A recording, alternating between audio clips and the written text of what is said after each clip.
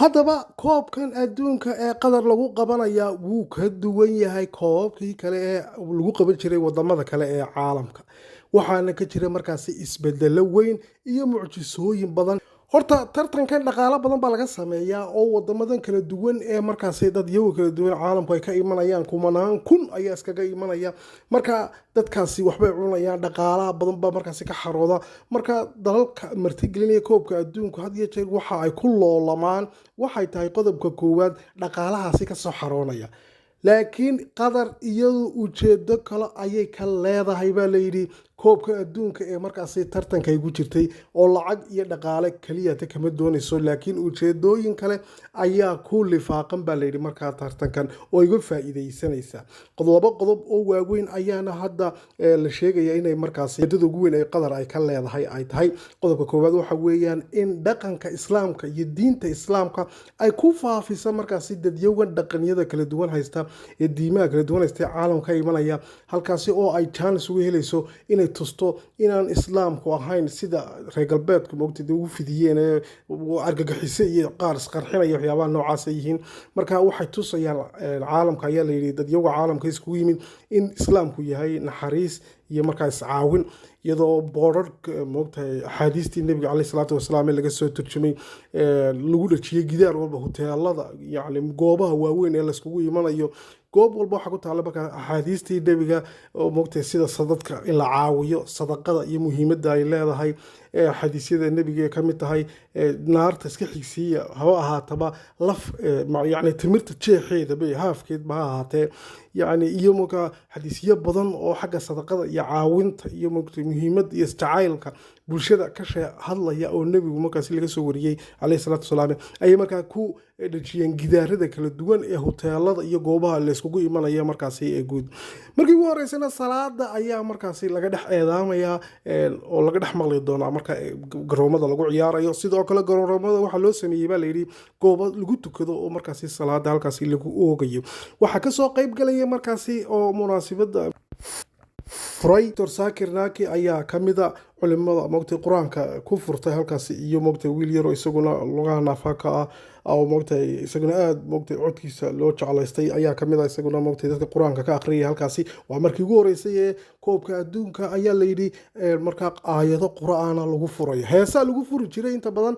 oo moogtay sidaan ognahay dee koobka adduunka laakiin markii koowaad waxay noqotay markaa in lagu furo aayado qur-aanka kariimka.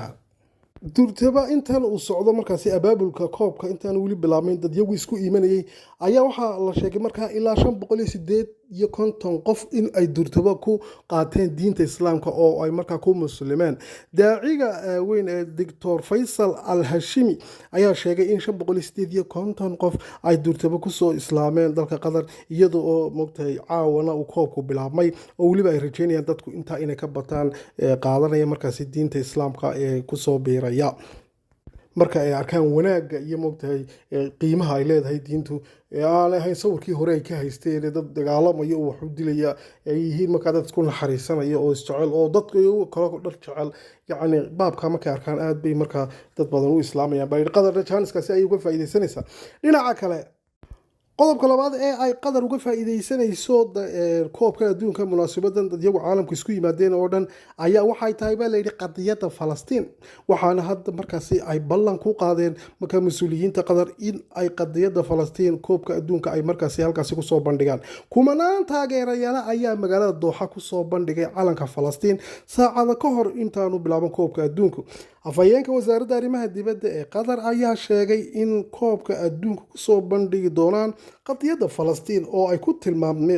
ku tilmaamtay qadiyad xaqa oo weligeed ahaan doonta mid damiirkooda ku jirta. madaxweynaha Falastiin ayaana ka mid ah hogaamiyayaasha ay qatar kusoo marti qaaday furitaanka koobka adduunka waxaana ay markaasi ku doodayaan mas-uuliyiinta reer qatar in ay noqon doonto halkani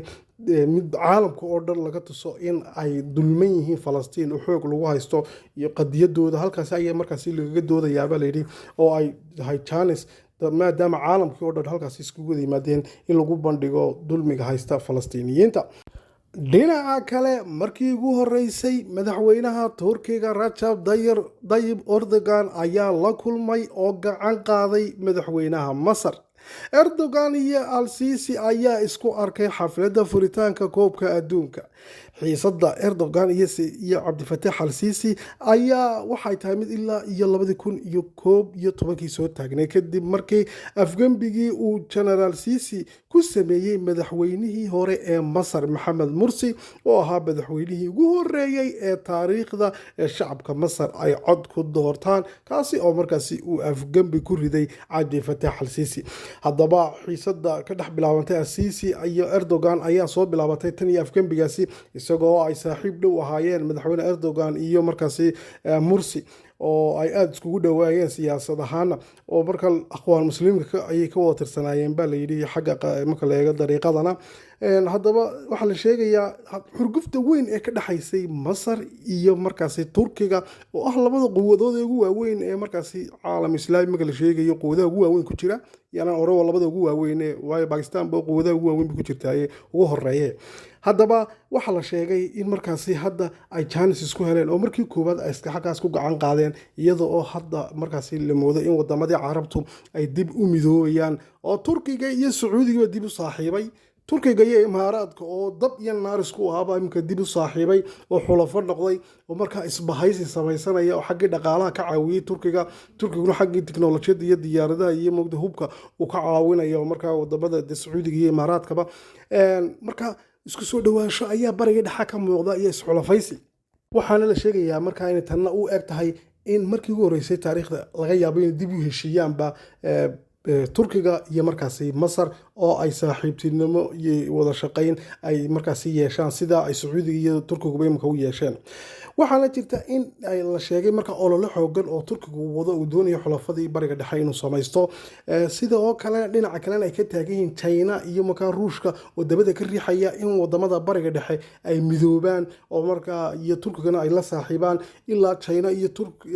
iyo markaasi Ruushkuna ay ku soo biiraan olole noocaas socda oo la doonayo in wadamada reer galbeedka bariga dhexe moogta bariga dhexe lagaga saaro oo moogtay lagaga faaruqiyo haddaba ololahaasi hadda socda ayay ka mid tahay baa leeyahay su'aasha la isweydiinaya ayaa haddaba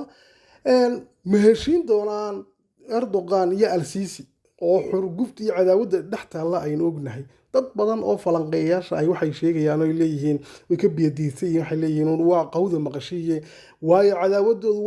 waa mid qoto dheer oo moogtay aad isku hayaan isku madana ma noqon karaan bay qaar ku doodayaan moogtay falanqeeyaasha